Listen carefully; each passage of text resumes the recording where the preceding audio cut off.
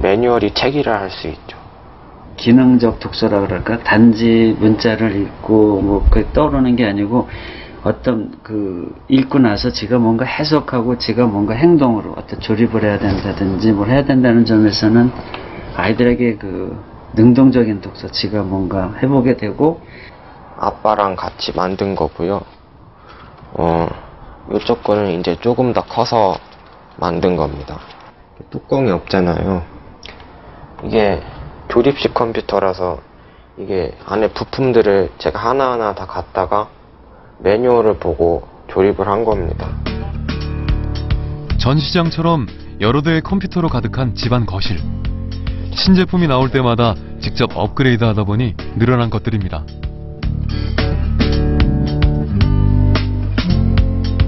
방안도 예외는 아닙니다. 벽 한가득 들어선 부품들이 마치 만물상을 연상시키는데요.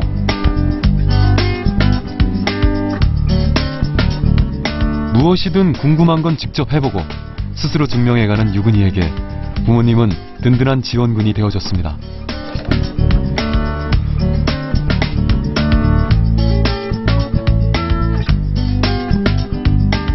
유근이가 이제 과학적 흥미 가지면서 좀 다양한 분야를 해가지고 학부는 이제 컴퓨터공학으로 졸업을 했고 또 그 다음에 천체물리학 하니까 유근이가 한 10년, 한 7, 8년 걸어온 역사가 다 있으니까 이제 시작은 작은 것부터 시작해서 학부 졸업하고 이제 그런 것들이 이제 쌓여온 거죠.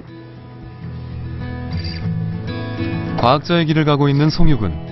그가 일일이 만들고 체험하는 이유는 책 속에서 얻은 질문에 답을 찾기 위해서입니다.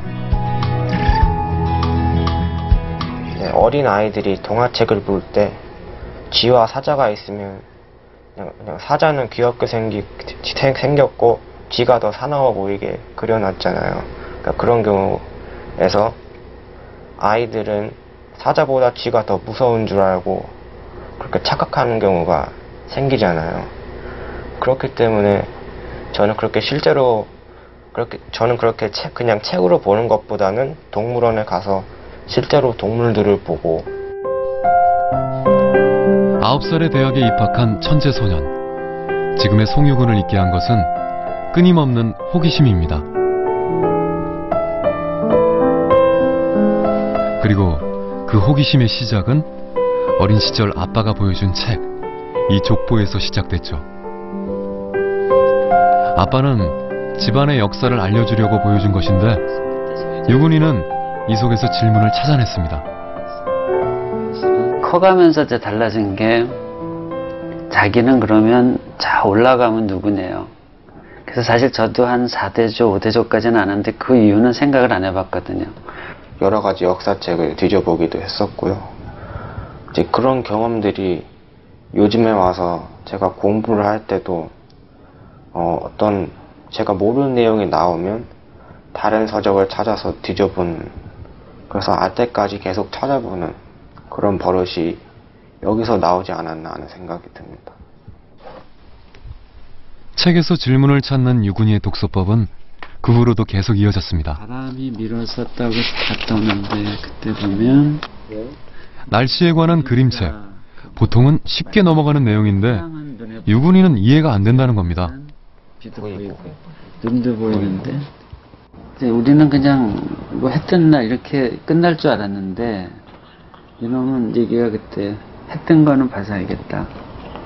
뭐 비 오는 것도 알고 눈 오는 것도 아는데 바람은 모르겠다.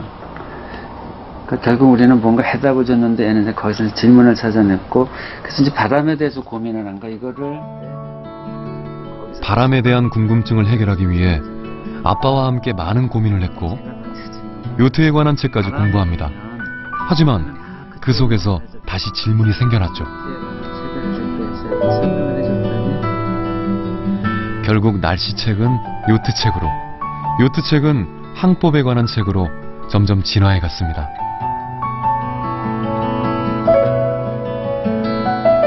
책 읽고 그냥 읽는 거에 그치고 책 다 읽었어, 나 한 권 다 읽었어, 이런 그런 독서가 아니라 그 책에 있는 내용에 대해서 어떤 의문 갖고 질문 갖고 또 다른 그 질문을 해결하기 위해서 그걸 또 위해서 다른 책을 보고 또 그 책에서 책을 보다 보면 또 뭔가 또 의문이 생기고, 그러니까 그렇게 되다 보니까 책이 이런 단계까지 갈 수 있지 않나 이런 생각을 해요.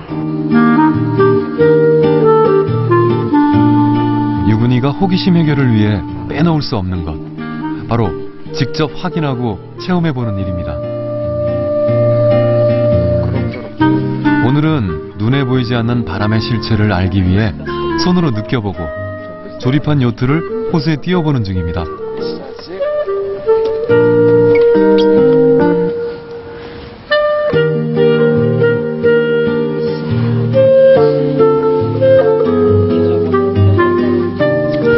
나오면 근데 자연 같은 거는 뭐 어제 다르고 오늘 다르고 지금 와서도 아까 처음에 왔을 때 바람 다르고 지금 다른 거니까 그런 호기심을 충족하고 또 새로운 질문을 찾아낼 수 있는 것 때문에 좋아했던 것 같기도 하고.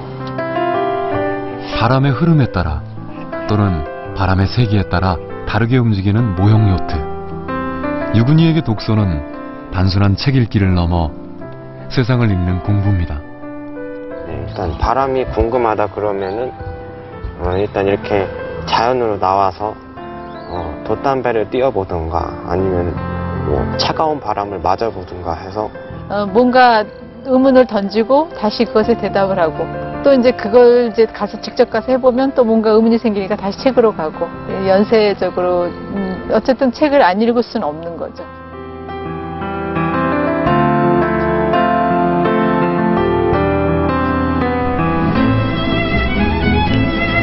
세계가 주목한 우리 시대 천재들. 그들은 하나같이 말합니다. 자신을 이끈 건 독서였다고. 그런데 책은 어떻게 읽어야 할까요?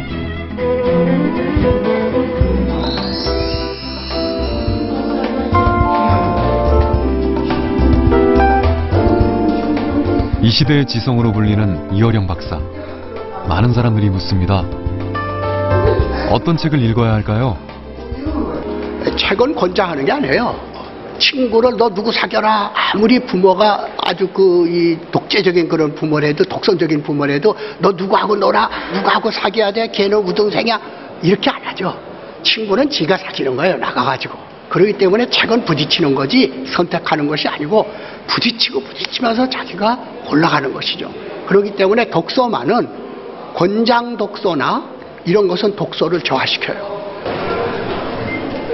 책을 읽고 책을 쓰는 게 직업이 되면서 독서의 즐거움이 사라졌다는 이어령 박사. 그에게 책은 우연히 만난 친구이자 애인입니다. 우연히 한밤중에 일어나서 책을 이렇게 사다만 놓고 안 읽었던 책을 후를 넘기다가 우연히 몇 구절이 탁 튀었을 때 그때 그냥 그 상상력과 창조력의 그 벼락이라고 그럴까 하나의 그 충격 같은 걸 받거든요. 그래서 사실상 저는 독서를 처음부터 끝까지 완독하는 일은 거의 없어요. 후를 넘기면서 우연히 눈에 띄는 거 이렇게 탁탁 이렇게 마음이 와닿는 것을 읽거든요. 미국 북서부에 자리한 다트머스 대학. 240년 전통의 아이비리그 명문대로 꼽히는 이곳은 미국 정치와 기업을 이끄는 인물들을 많이 배출하는 곳으로 유명합니다. 이 학교에서 강조하는 건 책 읽는 교양인이 되라는 겁니다. 전공 외에도 다양한 분야를 공부하는 게 글로벌 리더의 필수라고 가르치죠. 이런 교육 철학을 이어가는 김용 총장. 아이비리그 최초의 아시안 총장입니다. 이미 많은 것을 이루었지만 그는 늘 책에 대해 갈증을 느낍니다. 예전엔 중고 책방에 가길 즐겼고 요즘은 스마트 기기를 이용해 언제라도 책을 읽는 편이죠. 지금 어떤 내용이에요? 우리 선생님한테 받은 건데요. 누구한테요? 선생님. 저희 선생님 뭐 40년 동안 계속 중국에 대해서 연구를 해가지고. 김용 총장은 독서를 스포츠에 비유합니다. I think of reading and writing as very similar to somebody who wants to be a marathon runner or a great athlete. You have to do it every day. So it's really important to challenge yourself in your reading, taking on books that you think are difficult or that are maybe just above the level if you're